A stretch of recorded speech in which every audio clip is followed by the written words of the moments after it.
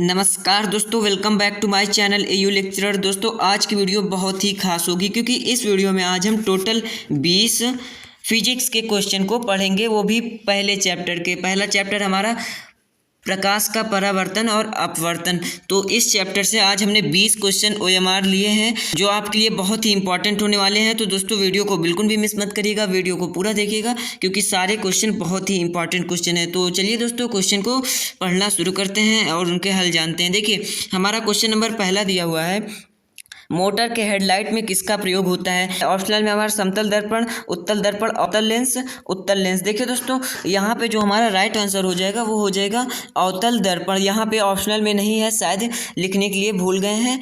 तो यहाँ पे जो हमारा राइट आंसर होगा वो हो जाएगा अवतल दर्पण। याद रखिएगा जो मोटर के हेडलाइट में प्रयोग होता है जिस दर्पण का, वह दर्पण है अवतल दर्पण। अगले क्वेश्चन की तरफ बढ़ते हैं। अगला क्वेश्चन है हमारा दूसरा नंबर कि यदि किसी अवतल दर्पण की फोकस दूरी f तथा वक्रता त्रिज्या r हो तो उनके बीच संबंध क्या होता है, इसको पता करना है। देखिए ऑप्शनल में हमारा f बराबर r/2, f बराबर 2r और तीसरे में f बराबर 3r/2 और यहाँ पे जो चौथा ऑप्शन है उसमें बराबर 0। तो यहाँ पे जो दोस्तों हमारा राइट आंसर हो जाएगा वो हो जाएगा f बराबर r/2। यहाँ पे जो फोकस दूरी और वक्रता त्रिज्या के बीच जो संबंध होता है वो होता है f बराबर r/2। अब अगले क्वेश्चन की तरफ बढ़ते हैं। अगले क्वेश्चन है हमारा कि दाढ़ी बनाने में किस दर्पण का उपयोग किया जाता है। मोस्ट इंपॉर्टेंट क्वेश्चन है दोस्तों, ये पिछली बार आया भी था।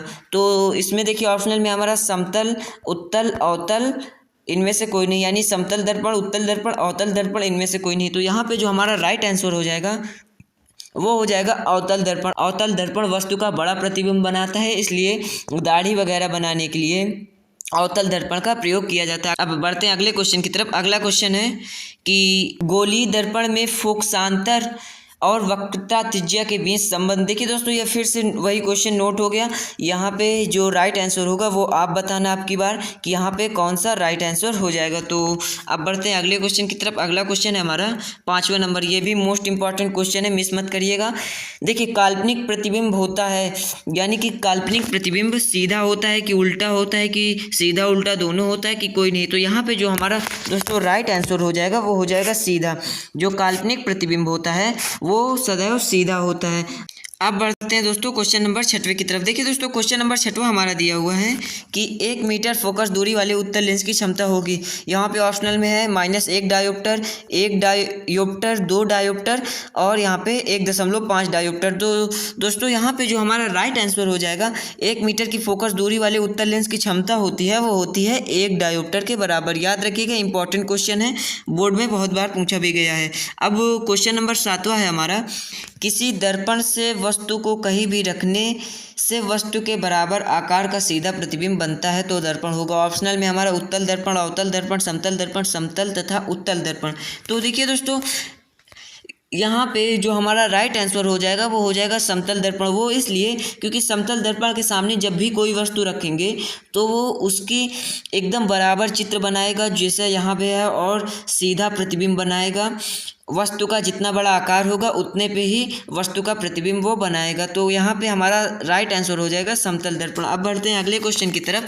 अगला क्वेश्चन है हमारा, अवतल दर्पण से परावर्तन के बाद किरण किस बिंदु से होकर गुजरेगा। देखिए दोस्तों ये भी इंपॉर्टेंट क्वेश्चन है, आप इसको याद रखिएगा। तो देखिए दोस्तों यहाँ पे ऑप्शनल में हमारा है CFPC और F के बीच, यानी C का यहाँ पे अर्थ हो गया वक्रता केंद्र और F का यहाँ अर्थ हो गया फोकस और P का यहाँ अर्थ हो गया जो ध्रुव होता है, यानी कि जो गोलीय दर्पण का ध्रुव होता है उसे P से निरूपित करते हैं और C से तो अभी बताया हमने वक्रता केंद्र, F से फोकस दूरी। तो देखिए दोस्तों यहाँ पे जो हमारा राइट आंसर हो जाएगा वो हो जाएगा फोकस। देखिए जो फोकस है ये अवतल दर्पण से परावर्तन के बाद किरण के किस बिंदु की ओर गुजरता है तो वो फोकस की ओर गुजरता है। याद रखिएगा। अगला क्वेश्चन है हमारा कि किसी उत्तल लेंस की फोकस दूरी हमेशा होती है। देखिए यहाँ पे ऑप्शनल में हमारा +VE, -VE, +-VE और अनंत। तो देखिए दोस्तों यहाँ पे जो हमारा राइट आंसर हो जाएगा वो +VE हो जाएगा। अब अगले क्वेश्चन की तरफ बढ़ते हैं। अगला क्वेश्चन है हमारा, किस लेंस द्वारा सिर्फ काल्पनिक प्रतिबिंब बनता है। मोस्ट इंपॉर्टेंट क्वेश्चन है दोस्तों, याद रखिएगा। देखिए यहाँ पे ऑप्शनल में है उत्तल, अवतल, वाइफोकल और इनमें से कोई नहीं। तो देखिए दोस्तों यहाँ पे जो हमारा राइट आंसर हो जाएगा वो हो जाएगा अवतल लेंस। जो अवतल लेंस होता है इससे वस्तु का काल्पनिक प्रतिबिंब बनता है। ठीक है, अब बढ़ते हैं अगले क्वेश्चन की तरफ। प्रकाश के अपवर्तन के कितने नियम होते हैं? देखिए मोस्ट इंपॉर्टेंट क्वेश्चन है, प्रकाश के अपवर्तन के कितने नियम होते हैं? तो यहाँ पे देखिए ऑप्शनल में है 1 2 3 4। तो देखिए दोस्तों जो राइट आंसर हो जाएगा वो हो जाएगा हमारा 2। प्रकाश के अपवर्तन के 2 नियम होते हैं और प्रकाश के परावर्तन के भी 2 नियम होते हैं। तो याद रखिएगा, इंपॉर्टेंट क्वेश्चन है। बढ़ते हैं अगले क्वेश्चन की तरफ। देखिए अगला क्वेश्चन है हमारा, प्रकाश का वर्ण विक्षेपण किस उपकरण से संभव होता है? इंपॉर्टेंट क्वेश्चन है दोस्तों। देखिए यहाँ पे ऑप्शनल में हमारा है दर्पण, लेंस, प्रिज्म, कांच की सिल्ली। देखिए दोस्तों प्रकाश का वर्ण विक्षेपण जो होता है वो प्रिज्म द्वारा संभव होता है। वो कैसे? देखिए दोस्तों जो प्रिज्म होता है वो त्रिभुज के जैसा होता है। जब इसमें श्वेत प्रकाश आती है तो वो प्रकाश को 7 भागों में बांट देती है। तो इसीलिए प्रकाश का वर्ण विक्षेपण किस उपकरण द्वारा संभव है? तो वो प्रिज्म द्वारा संभव है। बढ़ते हैं अगले क्वेश्चन की तरफ। अगला क्वेश्चन है हमारा, सरल सूक्ष्मदर्शी में किसका उपयोग होता है? ऑप्शनल में है हमारा अवतल दर्पण, उत्तल दर्पण, अवतल लेंस, उत्तल लेंस। तो देखिए दोस्तों यहाँ पे जो हमारा राइट आंसर हो जाएगा वो हो जाएगा उत्तल लेंस। तो जो सूक्ष्मदर्शी में किसका प्रयोग होता है? उत्तल लेंस का, याद रखिएगा। अब बढ़ते हैं अगले क्वेश्चन की तरफ। अगला क्वेश्चन है हमारा, किसी गोलीय दर्पण की वक्रता त्रिज्या 50 सेंटीमीटर तो उसकी फोकस दूरी होगी। देखिए दोस्तों इजी क्वेश्चन है, इसको आपको हल करना होगा। देखिए आपने इसके पीछे एक सूत्र पढ़ा होगा, अभी वीडियो के शुरुआत में जो सूत्र मिला था वो सूत्र से ये क्वेश्चन सॉल्व होगा। वो कैसे? देखिए किसी गोलीय दर्पण का वक्रता त्रिज्या यानी r बराबर क्या दिया हुआ है? 50 दिया हुआ है। तो हमें f बराबर निकालना है। तो इसका दोस्तों आप लोग जवाब देंगे वो भी कमेंट बॉक्स में। वो कैसे?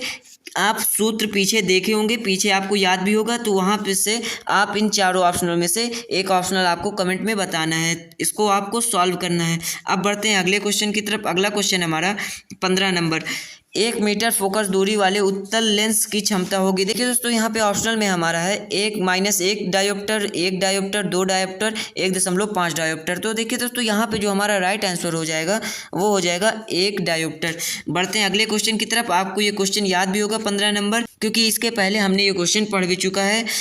तो अब देखिए अगला क्वेश्चन है हमारा 16 नंबर, किस दर्पण से वस्तु का बड़ा प्रतिबिंब बनता है? तो देखिए वहाँ पे ऑप्शनल है कि समतल, उत्तल, अवतल, इनमें से कोई नहीं। तो आप लोग जानते ही होंगे कि जो वस्तु का बड़ा प्रतिबिंब बनाता है वो कौन सा दर्पण बनाता है? अवतल दर्पण। तो यहाँ पे हमारा जो राइट आंसर हो जाएगा वो हो जाएगा अवतल दर्पण। दोस्तों वीडियो को लाइक जरूर कीजिएगा अगर वीडियो अच्छी लग रही हो।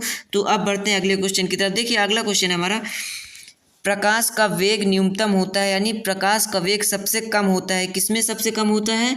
तो ऑप्शनल में हमारा है निर्वात में, जल में, वायु में, कांच में। तो देखिए दोस्तों जो प्रकाश का वेग होता है वो कांच में सबसे न्यूनतम होता है। याद रखिएगा, इंपॉर्टेंट क्वेश्चन है, पेपर में मिल भी सकता है।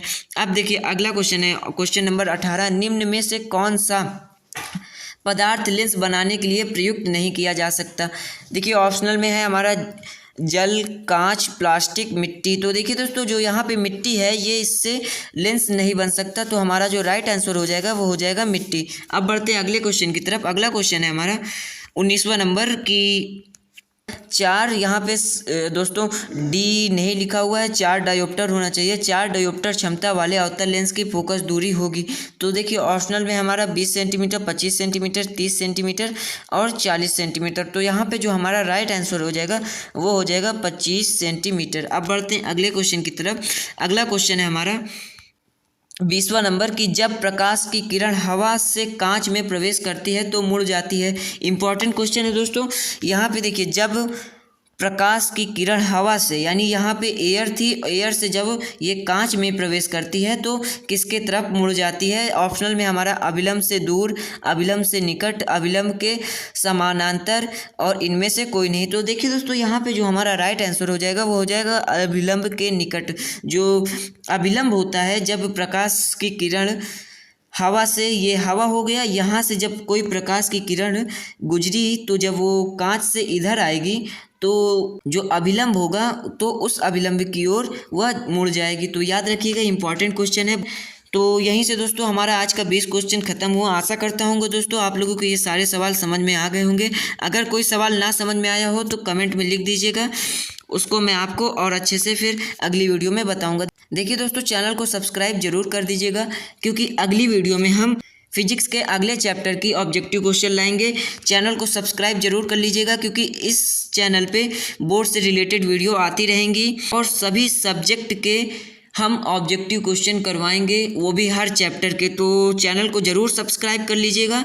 तो मिलते हैं दोस्तों अगली वीडियो में। अगली वीडियो में हम आपको मॉडल सेट नंबर 2 करवाएंगे। तो चैनल को सब्सक्राइब जरूर कर लीजिएगा, ताकि आप अगली वीडियो की नोटिफिकेशन आप तक जल्द से जल्द पहुँचे। तो मिलते हैं दोस्तों अगली वीडियो में। धन्यवाद।